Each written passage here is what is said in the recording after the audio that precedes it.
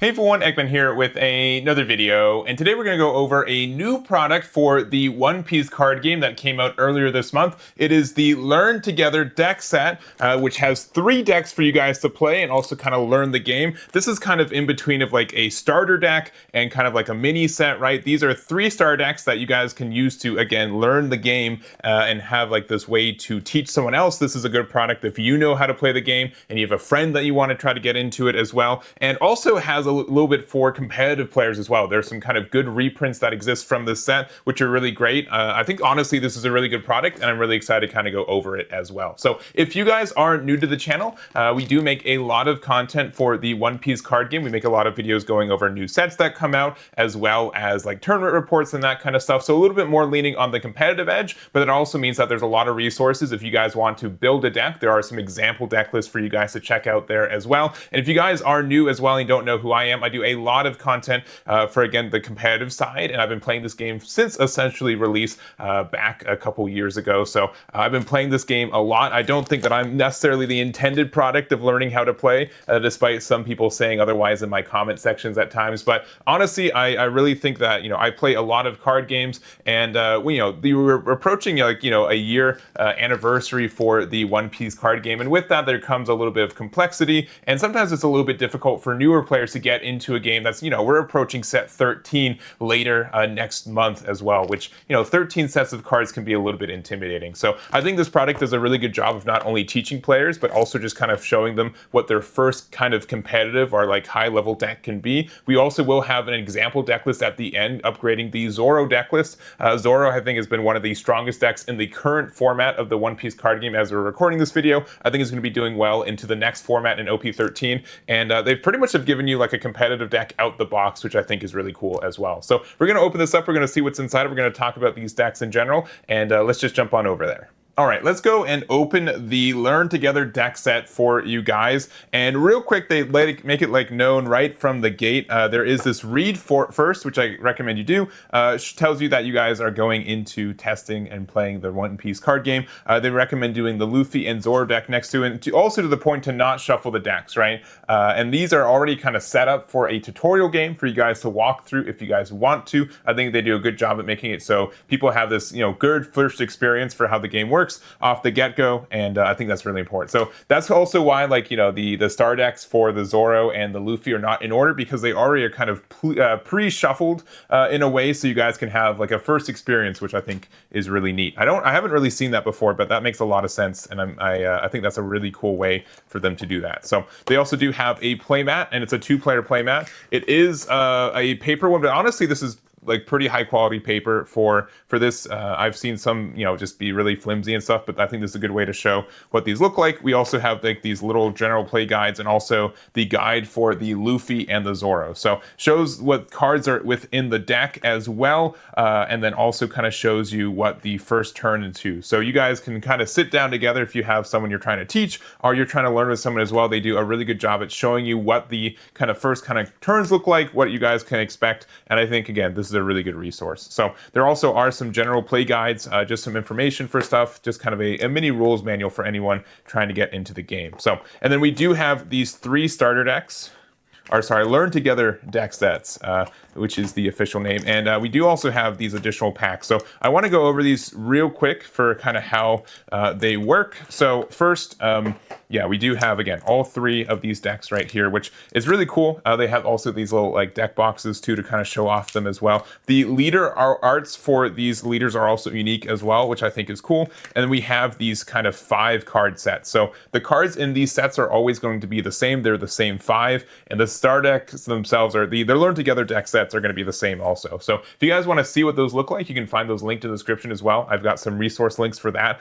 In the first place, I've seen some people being confused on what cards are with which deck and that kind of stuff, so I want to make sure you guys know that. And there is information on what specifically are in the Luffy and the Zoro deck list if you look through here as well. But generally speaking, these 5 are always the same. It's going to be the same 5 which in each of them, and honestly these have some pretty good cards in them as well. So looking through these real quick, we've got the Zoro pack.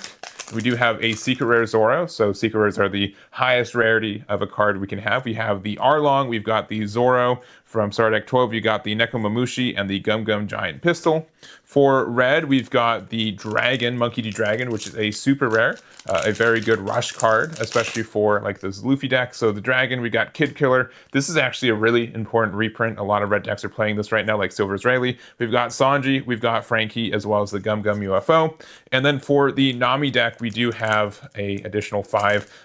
Which you also, I can't remember off the cuff if these Luffy's from these deck are within, but we got Nami, got Basil Hawkins, Dracula Mihawk, the Edward Newgate, and the Gum Gum Jet Culverin. So this Nami, very good, very playable card right now. We see a lot of play with it in blue purple Luffy as well, but if you do play blue yellow Nami, is a really good thing. So I also will mention, so yeah, I think Zoro is a really viable deck for anyone trying to get into this game. Luffy is a little bit more aggressive, but I think it can translate into some other red decks that exist in this game right now. And blue yellow Nami sincerely is one of my favorite decks to build and play with. It's a little bit tougher, and I think it makes sense why this is just kind of like the third deck they include. It's not part of the first example game, but if you guys kind of understand how the game works, like this deck is really intense and it's really fun to play with. So I like the idea of all that. And so the idea for these is that you can substitute these cards into your star decks to try a little bit more if you want to. And again, there are like some valuable cards that are usable from these, so really cool to see that as well. So we've got all of those, and then we do have the Learn Together sets. So we're going to look through these. These again are kind of quote unquote pre-shuffled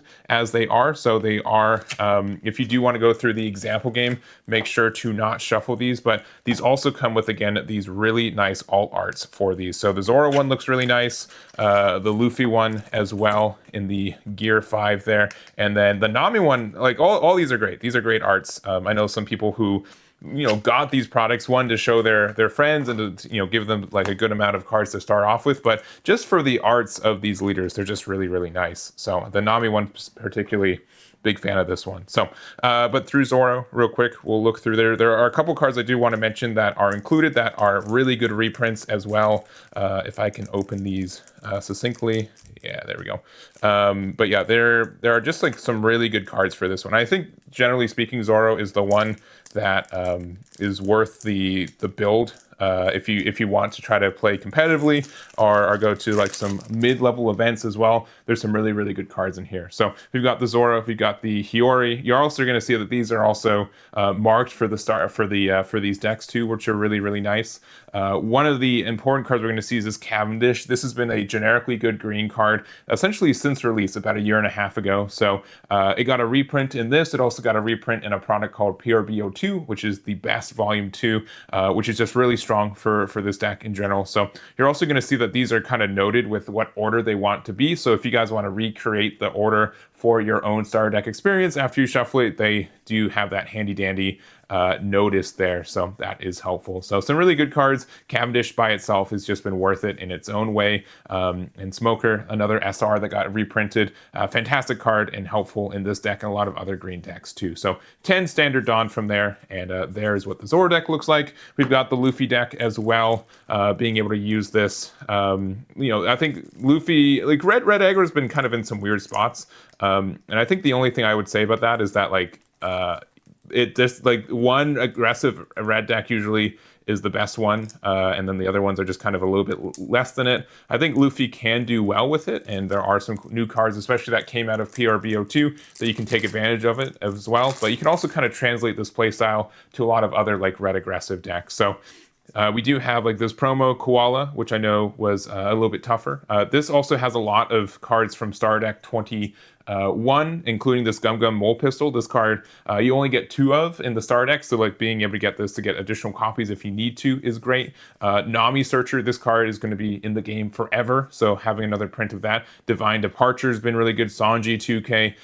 I would say that there's not anything I would say that's like incredibly valuable from these, but all the cards like in red for this one, these are all playable cards. And additionally, there's been a different red leader. There's a Sanji leader that's been doing very well, a red one, and it pretty much takes a lot of the cards that are in this deck already, so you wouldn't have to swap that much if you want to try to make this deck into Sanji too, which I think is great. And then Nami, again, this one doesn't really have an order. This is kind of like the third deck they put in there in case you guys want to try something a little bit different. I would say that Nami is probably the most complex deck to play of these 3, but it's really cool to see that they added it to the deck or to the set as well.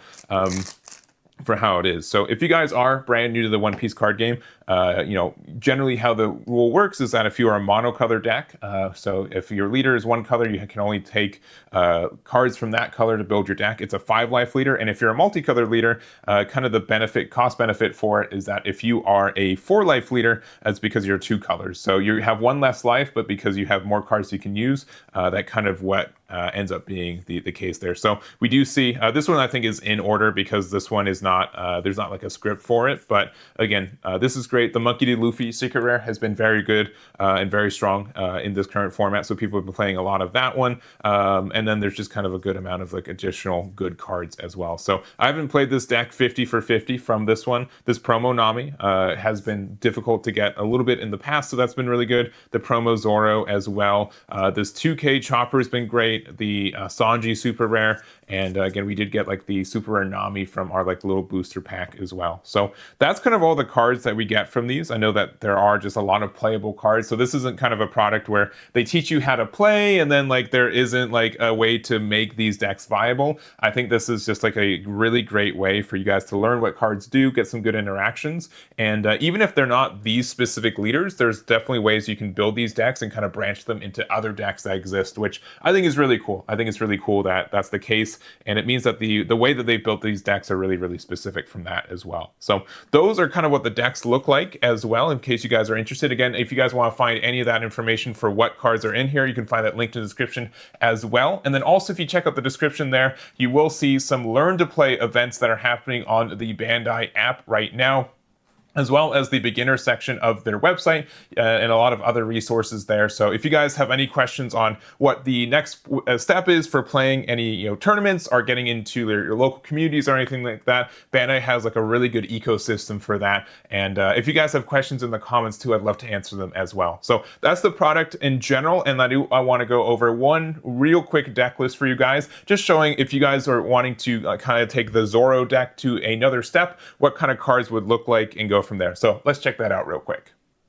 All right, so here are the 55 cards that you get for the Zoro deck, including the 5 cards that you get from the little booster pack. That's why it's showing that it's 55. Decks in this game are 50 cards, but they do give you those extra 5. And so with this as a base, I've kind of went and gone to an updated version based off a couple cards from some main sets as well. So with that, I've decided to make this build of Zoro. The big changes is that we do add 4 copies of Perona. This is a really good card for getting more searches and more consistency with you. We also do add the 3 copies of the Dracula Mihawk. This is just a really great card in like the late game where it's able to be a blocker, but also it's hard to get rid of and offers like a lot of ways for you to get a lot of extra Dawn as well. And then 2 copies of the Demon Aura 9-sword style Osterblades Drawn Dead Man's Game, which is a great rare. It's been used a lot since it came out in OP12 as like a way for not only defense, but also aggressively tapping your opponent's stuff. So I think this is just kind of the good package for what you want. I think the only other card I added was Kuina, which is just like a kind of a smaller version of like the Tashigi 5-drop, which this card can carry the deck a lot of the time. I have decided to keep in the Smoker and 2 copies of the Cavendish. If you guys want to add 3 or 4 copies of this card, you can just find those as well. I don't think it's as needed. I think Tashigi is definitely the better card. This is just generally like a backup version of Tashigi most of the time. But for someone who's just trying to upgrade this deck to be a little bit more viable, I think this is like a quick way to just be able to get a couple more cards and have that kind of a deck that you could take to a locals and do pretty well with as well.